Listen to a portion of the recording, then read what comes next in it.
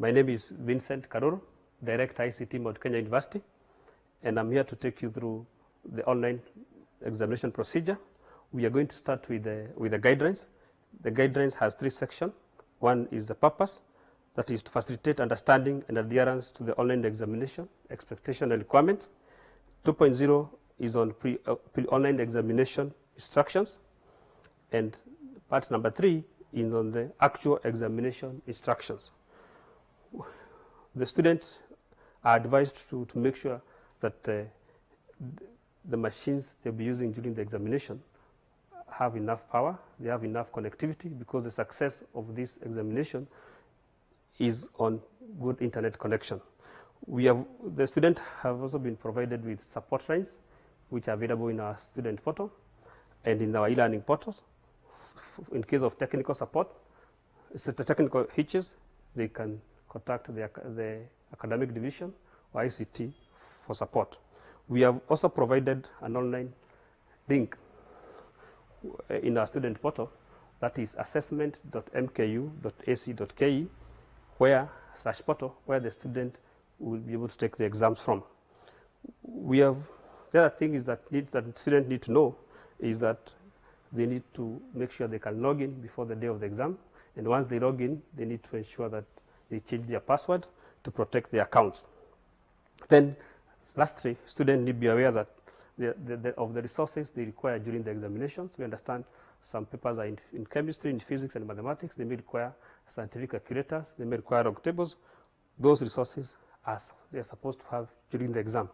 On section 3, the actual day of the examination, students are advised to, 1, skim through all the examination questions, scroll and read all parts of the questions, answer the easiest question first in order to build confidence, and number 4, answer and save the answers for each question, and finally, to pay attention to time. Those are the guidelines that have been available to the student, and they are available in the student portal where they can download. Now, I want to take you to the actual online platform, and as I said, the online platform is assessment.mku.ac.ke. This link has been provided in the student portal, and the students have their username and passwords to log in, and once they log in, get that. The first thing is to make sure they secure their account by going to account and clicking modify details, enter the current password, enter the new password, and verify. Then click on update. Once that has been done, the student can now proceed to membership. Under membership, they'll get a list of units on offer which they registered for in the previous semester, and an additional one worksite which is named January-April sample exam for practice. Now, during the day of the exam, the student will click on January-April, so the sample exam or specific exam. For example, if you are taking business studies, whose is BBM 1101, they'll go to that unit, BBM 1101, then click on the unit, then goes to test and quizzes, because the other features have been disabled, do not be having any resources. We'll just go straight to test and quizzes. And under test and quizzes, you'll get your examination there. So the system keep tracks of the number of submissions that have been done. And since this is a practice exam, you are allowed to submit more than once. But in the actual examination, the submission is only once. So what of importance to note is that the title of the exam, the title of the exam here, the time limit, and due date, so that the student is expected to work within that time limit.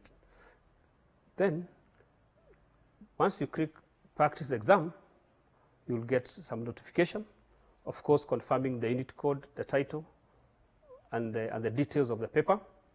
Then some instructions there. You have started this assessment. So, for example, if you had started and you had started this assessment and you had not completed, the system will allow you to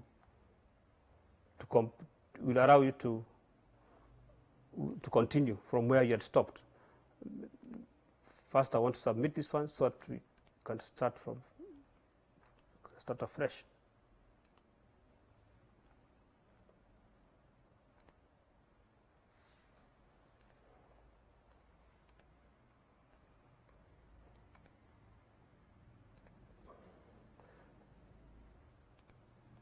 So if you click practice exam, then the instructions are very clear. This assessment is due on that date and time specified there. And once you click on the begin assessment, you'll have 3 hours to complete this paper. What happens is that when you click assessment, you have to finish within the time that has been indicated. If, for example, you click and you begin assessment and you don't complete by that time, the system will automatically submit whatever will have been answered at that point. Then the other thing that you need to do is to honor pledge before you start the examination, before you can begin the assessment. And it says, I will neither give nor receive aid on this assessment. Then you click begin assessment. The exams has 3 sections. 3 parts. Part 1 has general instructions and general information. Then we have section A, and section B. If you look at on the right hand side, we have the question progress. At the point you click begin assessment, the system generates the questions for you. And as you can see from this question progress, we have part A, which is general instructions and general information, and it has 0 questions. Part 2 has 5 questions, and part 3 has 4 questions. So in total, we have 9 questions. And so far, none has been answered. If you look at the key here, the one that is shaded are the answered questions, and 0 unanswered. The other part that is very important is the title and the instructions highlighted there. First is the advanced examinations of the academic year, the school, the department, and the programs where that unit is offered, the unit code and the unit title, and then the instructions. Instructions are answer all questions in section A and any other 2 questions in section B.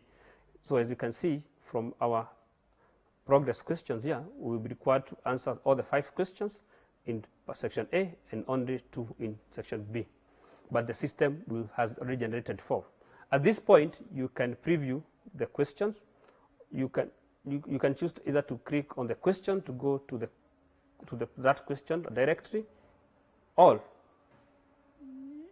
you can click next from here, and you can hide this bar here. You can also hide the timer, and you can activate or deactivate depending on the need. Next, so we click next to go to part 2, and part 2 is section A, answer all questions in these sections. So the question 1 is, for example, list the 4 symptoms of COVID-19 infection. These are sample question, and we are saying, so there's a text box that has been provided there. This type of question the answer has to be typed here because it doesn't provide a provision for attachment. So students are supposed to be aware when they find such a question, they have to key in the data directly in this text box, and they cannot attach. So to start, you need to activate the rich text editor if you need to, by clicking that button. Then you can now type in your answer directly on this platform. So for example, if I need to put some bullets, I can put that, and I can answer the first question there, the first answer, sorry.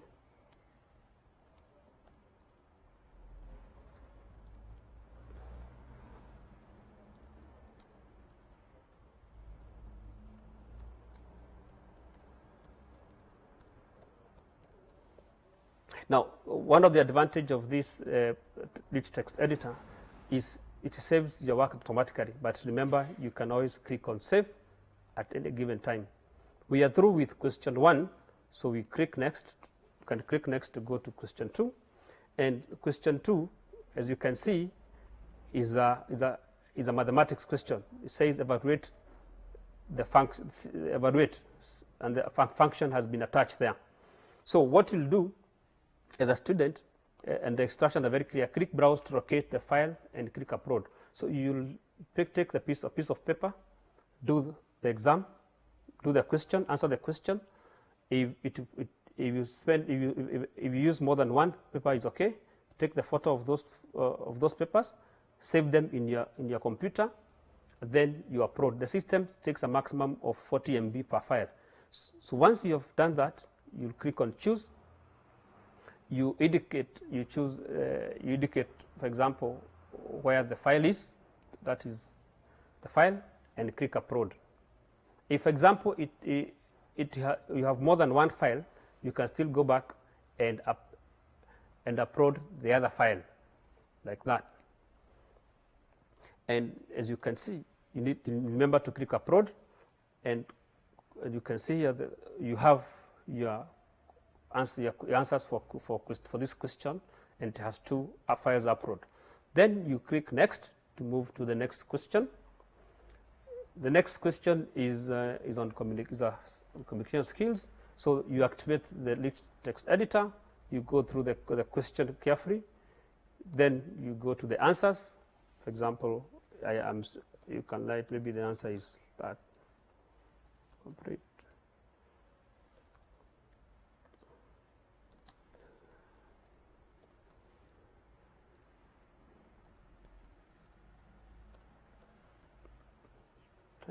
Like that. Automatically, the rich text editor saves your work, but you can also click on save at any given time. Next, we go to question number 4. If you look at our progress here, the system shows us we have answered question 1, 2, and 3, and we are remaining with 4 and 5. So the question is draw a well-labeled diagram of a human heart. So this one is a file upload. We don't have a provision of typing. So you click on choose file. You'll answer the question.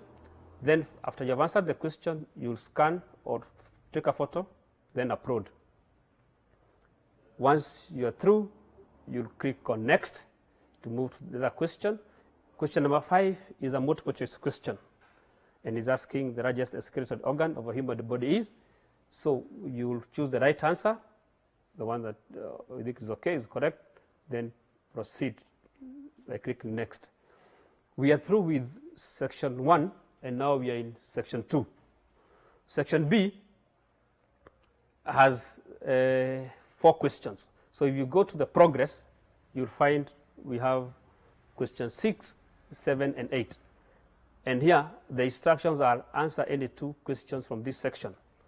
What you need to do is you can look at question 6, go to question 7 by clicking here or clicking next, and for you to choose the simplest question. For example, you find maybe you're comfortable with question number 9. You start with number 9, and you'll come and select. You see, if you look at this question, it has section A, B, and C, and the total is 20 marks. So what you need to do is you can, because you need to provide answer for each and every question, you can copy that and paste here. Then activate the rich text editor. Then you can separate the first question, part A, and also separate part B and C. You can provide your answer here. The answer for A. You can have your answer for B here. And answer for C, like that. Now, if you'd like to make it bold, you can make the questions bold to differentiate them from the answers. like that. This is the normal rich text editor, and then you can proceed. In case you want to add, you can add. It can hold up to 32,000 characters, so you have your answers for that question there. Then this is question number 9, and we have not finished, so we can go back to the previous question and evaluate and see. This is question number 8, is a mathematics question. If you're comfortable with this, you can still go back and check the other question, number 7. Let's say we are more comfortable with number 8. So you'll click here. This is a file upload question. You'll go through your question carefully, and you find this question is related. That's why it has so many sections. So here, you may be required, depending on the working, to upload more than one file. So you'll do the work, scan them, or take a photo, and label them nicely, question according to the numbers, so that you don't make mistakes when uploading. Then you choose a file. You go to, for example, let's say this is for number 1. This is for part A. You upload.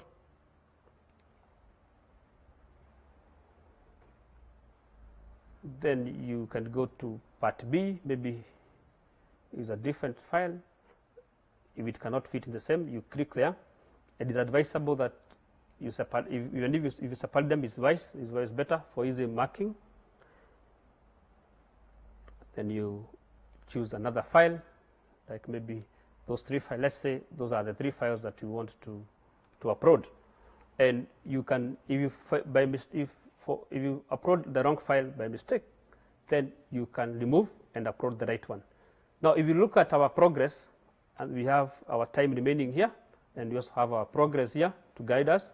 We have answered question 1, 2, 3, 4, and 5, section A, which is compulsory, and we have answered question 8 and 9, and we are required to do that. So remember, at this point, you can proceed and submit. If you are sure that everything that you did is okay, you can come here and still add some text there.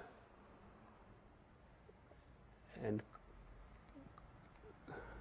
now we are in this is the last question. So at this point, you can, if you are comfortable with whatever you have done, you can submit. So once you click submit for grading, the system will give you a warning or a message telling you you're about to submit this assessment for grading. Click submit for grading if you really want to submit for grading. Otherwise, click previous to return to the previous page. At this point, you can still go back because you have some time remaining and improve on your work and then submit. But if you're sure that you have done the right thing, you can click submit. Once you click submit, you can never go back to this. And remember, when you clicked begin assessment, the system is automatically tracking the time that we are spending on your questions. So if, for example, like you have done your 3 hours or 2 hours, depending on the timing of the exam, has elapsed, the system will automatically close and submit whatever you have done. Note that you can, if, for example, like the exam is available up to today, midnight, and you started the exam at 11 midnight, you only have 1 hour to do. By the end of that 1 hour, whether you have submitted or not, the system will submit what you have done. So let's click submit, and the system will give you a confirmation message. A code has been generated, and the date and time that you submitted. Then you click continue, and you'll be able to see that all the submitted assessments will appear here. This one is a practice exam. That's why you find that you can still go back and redo. So we are requesting students, once they get this, they go to get this platform, they can practice, because as you practice, you'll may get different questions. So like now I can start again, and each time you get different questions, but those are the exam, the kind of questions or the format of questions that you would experience in the real environment. Now, finally, as I complete, in case you encounter any problem, remember we have our contacts. We have our student we have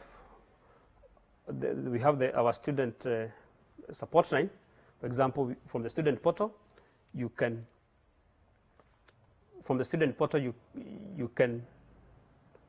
send. We have those links here. Let me share with them. For the student portal, you can log in and send your query from there. We also have an email for academics, where you can send academic issues. For example, especially if you encounter a problem during the time of exams. We have info for general inquiries and customer care. We have MIS support for technical support, and we have the link assessment.mku.ac.ke, the first one, where all examinations will be done from. That link has been dedicated for exams only, and the other systems will still continue for conducting learning and teaching and learning. Thank you very much. I hope this will guide you and in preparing you for the online examinations. Thank you. These televised lectures supplement our robust online learning going on our MKU online platform. You can view more on our televised lectures via our online platform. We are in a digital era, and Mount Kenya University knows this. The following are the steps to follow so as to complete your online application. Download the application form from the website www.mku.ac.ke. Attach copies of your academic certificates and ID. Pay the application fees via M-Pesa pay bill number 270988. Your ID is the account number. 2,000 shillings is the charge for a postgraduate. You can also deposit in the bank accounts provided on the website. Then email all the above to apply@mku.ac.ke.